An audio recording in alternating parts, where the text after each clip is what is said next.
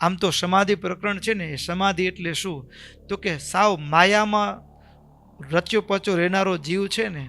હા, આ તો કેના જેવી વાત છે ખબર હે? મળમાં નિષ્કુળાનંદ સ્વામી લખ્યું, મળમૂત્રમાં રમનારો ગીંગો હોય ને, ગીંગો જંતુ હોય ને, ગીંગો કે એ ગીંગો, હવે એને ગોળનો સ્વાદ કે કમળનો સ્વાદ આવે?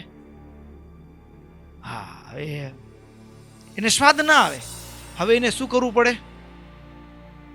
હા, એના નાકના દેવતાઓ એ જ લાગ્યું હોય તો પછી શું હોય? પછી એને નવડાવવું પડે. બરાબર.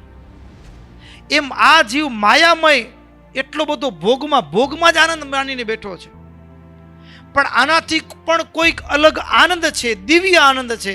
અને એ આનંદ કેવો છે તો કે એ નાશવાન નથી, અવિનાશી છે.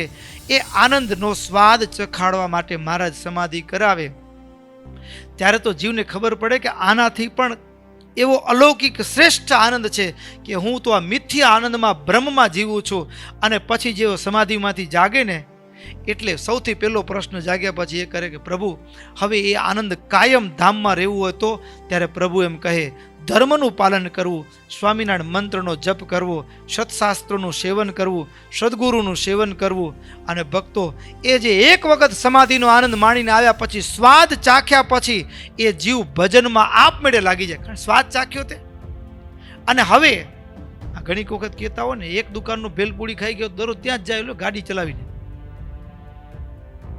સ્વાદની મસ્તી છે ને. એમ ધામનો આનંદ એક વખત ચાખી જાય એને આ દુનિયાનો વિષય સંબંધી સુખ છે એ તુચ્છ લાગવા માંડે. અને પછી એને પામવા માટે જે કરવું હોય કરવું પડે.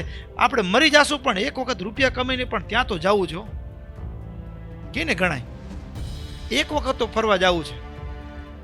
એમ આ જીવ ભગવાનના ધામનો આનંદ માણ્યા પછી બસ એને કેવું ન પડે હવે માળા કર, એને કેવું ન પડે ધર્મનું પાલન કર. મહારાજે સમાધિ પ્રકરણ દ્વારા પામર જીવોને, તુચ્છ જીવોને પણ, જે માયામાં આનંદ માનનારા હતા, એને પણ ભગવદ આનંદનો સ્વાદ ચખાડ્યો. અને સ્વાદ ચખાડ્યા પછી એ હજારે હજાર જે લોકો હતા એ ભગવાનના ભજનમાં, ભગવાનના માર્ગે મહારાજનો આશ્રય ગ્રહણ કરી અને બસ લાગી ગયા.